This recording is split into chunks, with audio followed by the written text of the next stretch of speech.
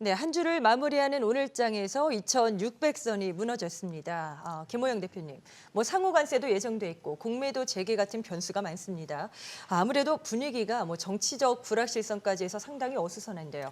어떤 상황으로 분석해 볼 수 있을까요? 일단 지금 국내 증시는 세 가지 이슈 다음 주에 기다리고 있는데요. 제가 생각할 때 세 가지 이슈는 일단 4월 2일에 상호 관세, 그리고 3월 31일에 우리나라 공매도 재개, 네. 그리고 2분기의 시작점이다. 이 세 가지 이슈가 동반된다라는 점을 좀 생각해 보고 싶습니다. 보통 분기나 반기 연말이 되면 거래가 급감하는 경우들이 종종 나옵니다. 흔히 이제 공식적인 단어는 아니지만 윈도우 드레싱이라고 해서 기관의 포트폴리오 재조정 시기가 도래를 하기도 하고요. 이러면서 이제 대형주 쪽으로 수급이 몰리기도 하는데 사실 오늘 시장을 보니까 또 그런 모습도 아니었는데 31일까지는 좀 확인을 해봐야 될 것 같고요. 네. 여기 이제 31일에 공매도가 재개되는데 외국인의 투자 심리를 과연 불러올 수 있을까? 근데 또 공매도 하나 부활시킨다고 해서 외국인들이 공격적으로 들어올 수 있을 만한 여러 가지 상황은 아니라고 보는데 이것 역시 또 확인이 필요하겠고요. 상호관세 4월 2일부터 이제 발효 시점이 도래를 하는데 사실 지금 시장에서는 트럼프의 입을 보고는 있지만 믿고 있지는 않습니다. 이제 어느새 양치기 소년이 된 트럼프의 이 관세 정책에 대해서 시장은 역시 또 확인을 하고 싶어 합니다. 지금 이렇게 다 확인을 하고 싶다라는 것을 바꿔 말하면 불확실성이라는 건데요. 이러한 불확실성 때문에 지금 시장은 매우 어수선하고 수급은 약한 상황입니다. 그러다 보니까 주도 섹터 반바지라고 하죠. 반도체 그리고 바이오, 2차 전지 이렇게 주도 섹터를 잡아줘야 되는데 지금 실종된 상태고 개별 종목들 중에서도 개별 이슈를 가지고 있던 종목들 모두 다 지금 소멸된 상태. 테마 역시 실종되면서 지금 단발성 이슈로 인한 상승 하는 종목들이 나오고 있을 뿐입니다. 이런 단발성 이슈의 테마들이 이제 이재명 대표의 이제 2심 선고가 나오면서 정치 테마주가 급등락을 했고요. 산불이 걷잡을 수 없이 확산이 되면서 이제 산불 관련주로 종목들이 또 편입이 되기도 하는데 이런 단발성 테마들이 난립하는 장세는 불안전한 장세가 아니고 불건전한 장세다라고 표현을 해야 될 것 같습니다. 네, 불건전한 장세다라고 지금 말씀을 하셨는데 김동화 대표님 정말 3월 마무리 단계에서 대응하기가 한층 더 까다로워진 것 같습니다. 지금 현재 시장 움직임을 좀 다른 시각에서 다른 해석법으로도 볼 수 있을까요? 우리 시청자분들에게 좀 말씀을 드리고 싶은 게요. 지금 굉장히 증시가 이제 어수선한데 이 어수선한 이유는 이제 프로그램에 대해서 이해를 좀 하시면 좀 도움이 많이 되실 수가 있습니다. 프로그램이요. 예. 그러니까 지금은 주식이 올라가면은 삼성전자만 올라가고 주식이 내려가면 삼성전자는 안 내려가는데 다른 종목군들은 굉장히 많이 내려가는. 그러니까 이 부분들은 뭐냐면 이제 한 2주 정도의 외국인들이 이 삼성전자를 비롯해서 이 코스피 그리고 선물 시장에서 한 4조 원 이상의 매수를 했기 때문에 이러한 부작용이 생기는 겁니다. 그래서 과거에도 종종 이런 현상이 나타나기도 했는데요. 이럴 때는요, 아까도 김호영 대표님이 말씀을 주셨듯이 거래 대금이 굉장히 부족합니다. 그래서 이제 금일 같은 경우도 거래량 자체는 많이 증가되지 않는데 종목군들이 굉장히 많이 빠진다라는 느낌들을 우리 시청자분들이 많이 가지고 계실 겁니다. 네. 좀 이겨내셔야 됩니다. 그래서 이러한 상황에서는 공매도도 재개가 되면서 이제 일부 LG 에너지 솔루션이라든가 현대차라든가 또는 이제 포스코 홀딩스라든가 증시가 올라가면 이제 이런 주식들 한두 개 정도가 프로그램 매수가 유입되면서 이제 강하게 올라갑니다. 그래서 그런 대형주를 보고 계시다가 시장이 이제 강세가 나타난다 그러면 이제 그런 종목군들을 좀 단발적으로 매매하시는 전략이 이제 좋아 보이고요. 그다음에 이제 악재가 나오면요, 이게 문제인데 이제 하나하나 삼성 SDI 같은 경우는 누가 봐도 이 유상증자를 대량으로 했기 때문에 주가가 단기적으로 올라가기가 불가능하지 않습니까? 그러니까 이런 경우에는 바로 이 공매도를 하게 되는데 이 공매도를 하기 위해서는 대차 물량 어느 정도 이 세력들이 외국인 기관들이 물량을 많이 가지고 있어야 되거든요.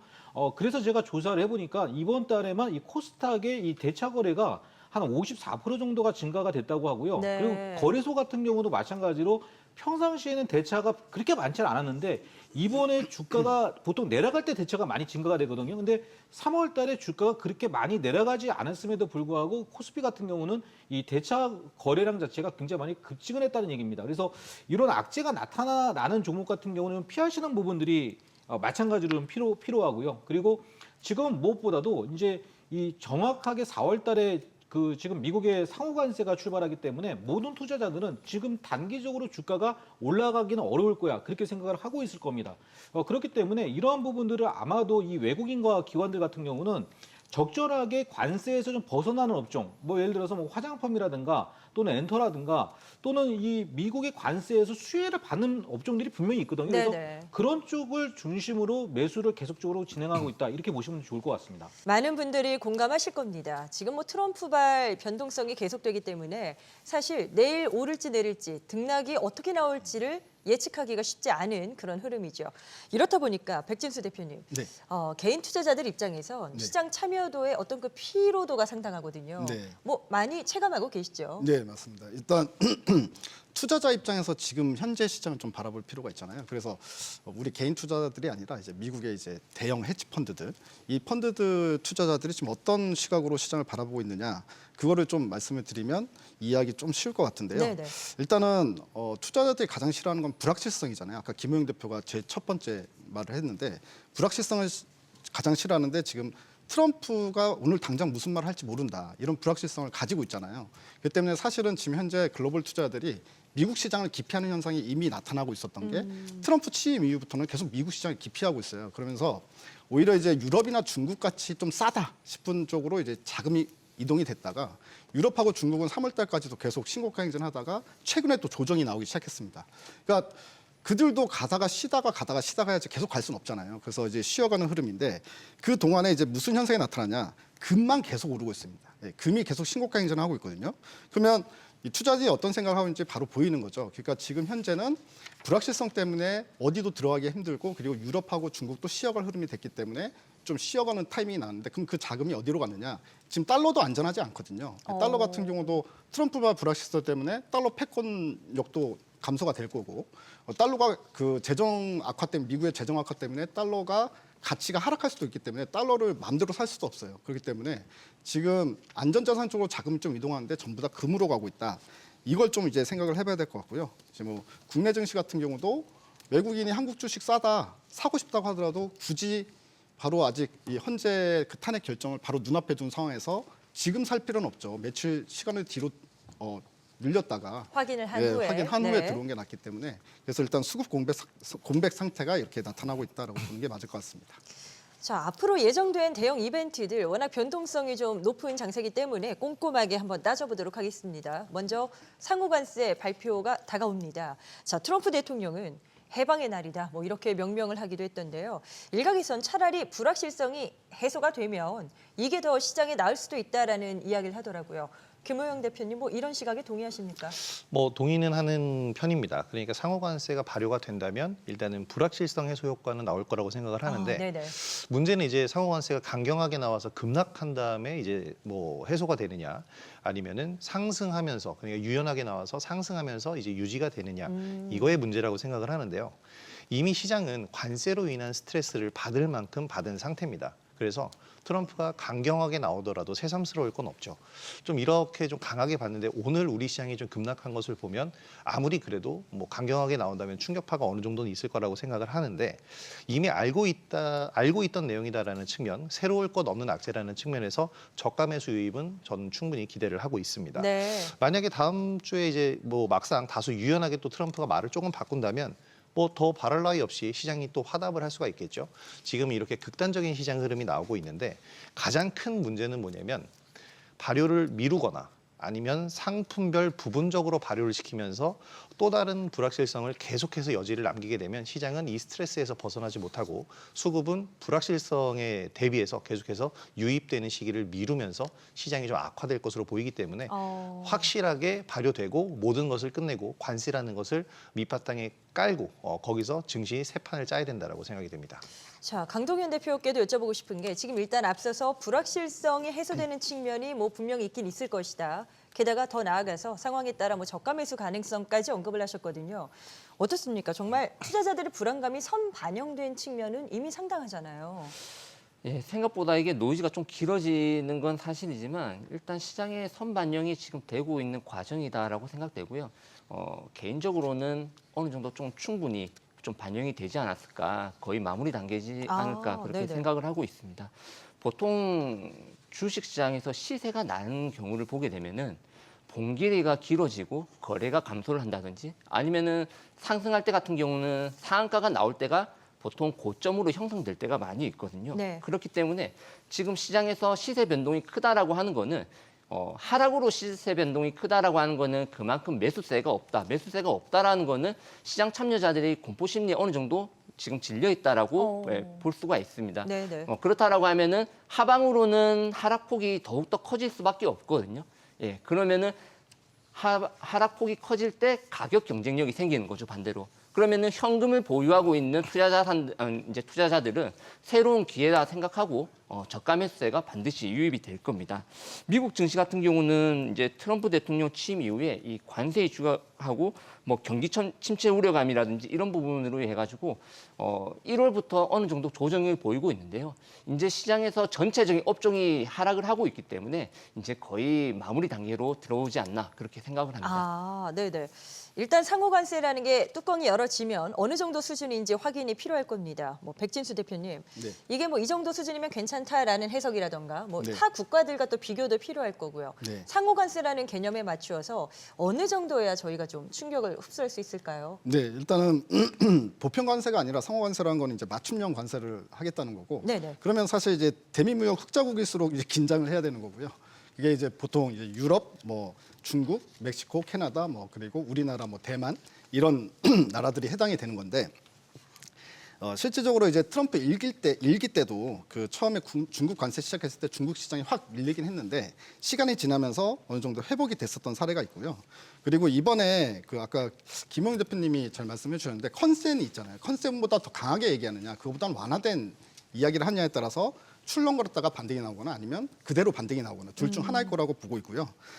그리고 그 우리나라 같은 경우에는 오히려 수혜다 이런 평가가 나올 가능성도 저는 있다고 봅니다. 왜냐하면 그래요? 예. 네. 유럽이나 다른 데는 관세를 크게 매기는데 우리나라 같은 경우도 똑같이 크게 매겼는데 우리나라 같은 경우에는 지금 대표적인 산업도 있잖아요. 자동차나 2차 전지, 반도체. 거의 대부분 미국 현지화가 지금 진행이 되고 있고 네. 그리고 수출이 아니라 미국에서 만들어서 팔 가능성이 있잖아요. 그러면 오히려 미국 내에서 가격 경쟁력이 생길 가능성이 있다. 이런 관점에서 봤을 때 우리나라는 다른 나라들과 비슷한 관점에서 봤을 때는 좀 더 유리하지 않을까 이렇게 생각을 하고 있습니다. 자, 관세 측면을 좀 살펴봤습니다. 의견들 투자 전략 세우시는데 참고하시면 좋을 것 같고요. 또 다음은 공매도로 넘어가 보도록 합니다. 자, 이제 공매도가 본격적으로 재개가 됩니다. 이런 부분들이 외국인들의 수급을 다시금 불러올 것인가, 뭐 여러 기대감들도 작용하고 있고 또 업종별로 우려도 상당합니다. 자, 김호영 대표께 먼저 좀 여쭤볼 것 같은데 모든 시스템이 그렇습니다만 잘 활용되면 또 순기능이 많거든요. 공매도 재개는 어떻게 보고 계십니까? 사실 공매도라는 제도를 완전히 없애버린다. 그러니까 막았다라는 측면은 전 잘못된 선택이었다고 생각을 합니다. 공매도가 불법적인 무차입 공매도가 나쁜 거지 공매도 자체에는 너무 과도하게 상승한 기대감이 몰려서 너무 과도하게 상승한 종목 업종에 대해서 거품을 제거하고 자기 가격을 찾게 한 다음에 거기서 안정적인 상승을 꾀하는 순기능이 분명히 있습니다.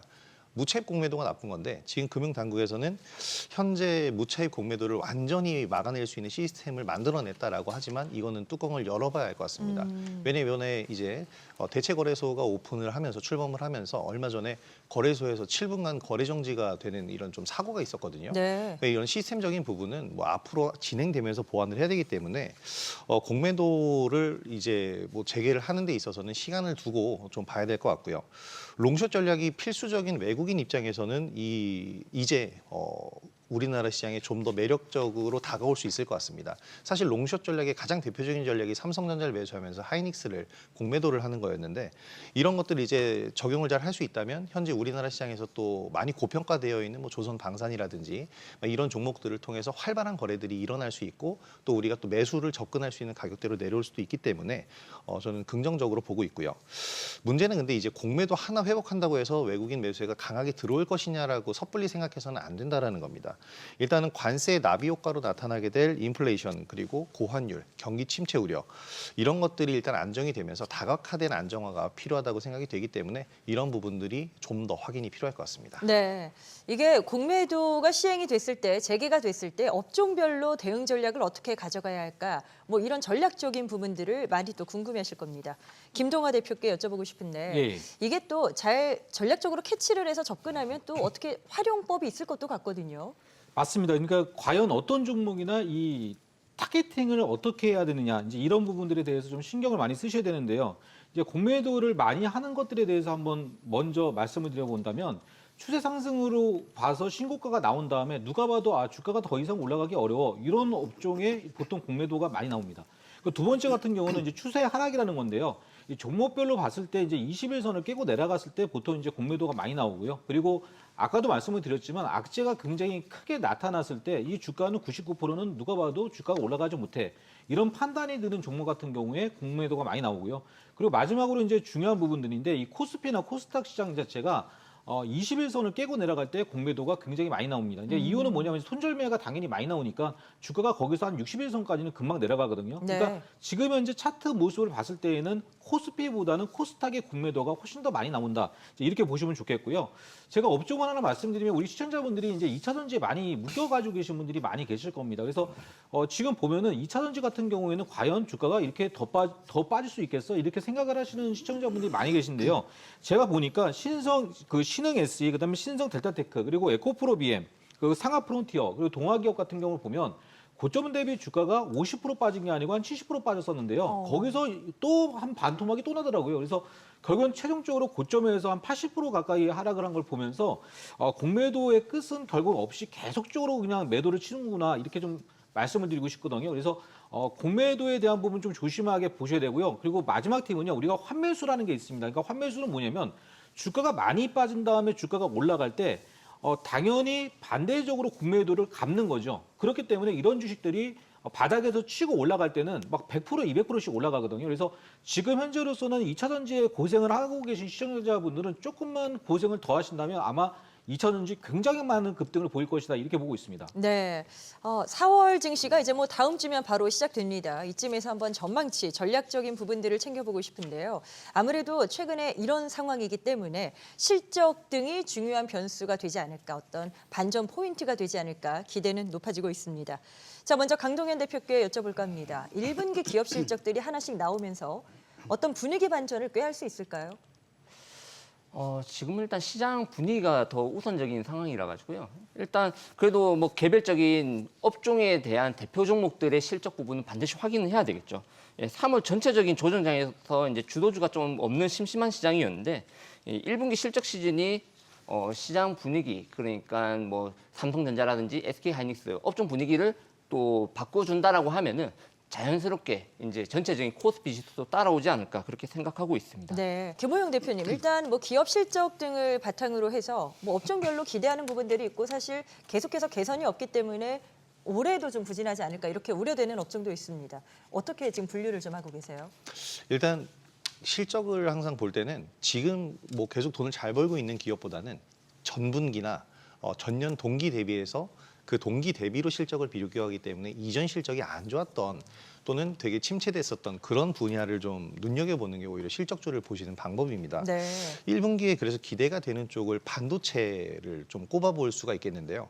반도체 작년에 호황이었잖아라고 생각하시는 분들이 많을 텐데 사실 작년에 반도체는 HBM이 주류를 이루는 AI 반도체였지 기존의 범용 낸드 플래시 3D 낸드라든지 이런 범용 메모리 반도체 시장은 완전히 중국의 어떻게 보면 저가 공세 그러면서 가격 경쟁력이 소멸되면서 굉장히 좋지 않은 분위기를 만들었습니다.